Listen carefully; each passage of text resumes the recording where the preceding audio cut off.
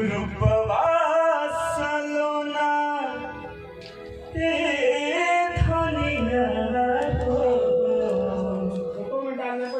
मन करे निहारत रही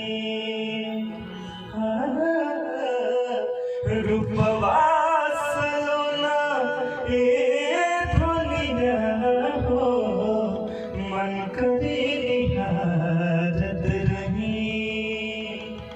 अखियात सोझा तस्वीर तो है अखियात सोझा तस्वीर तो है दिल में उतारत रही रूपवा सलोना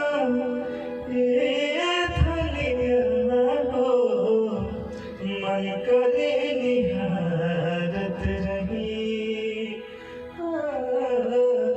रूपवा सलोना धनिया हो मन करे निहारत रही।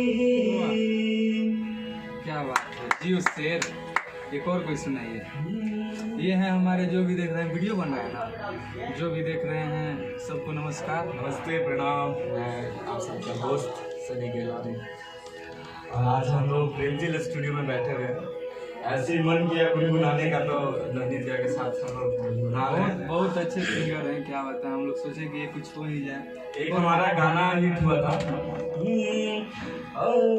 अब अभी नहीं चैन सारी सारी ने याद तो और सतावेला तोहर चंदा जैसा रूप जस बदर के धूप मोरे मन बहकावेला लागे मोर मराई मतिया सुते देता नहीं करवटिया तेरी प्यारी प्यारी दोनों अखियां सुते देता नहीं सारी रतिया।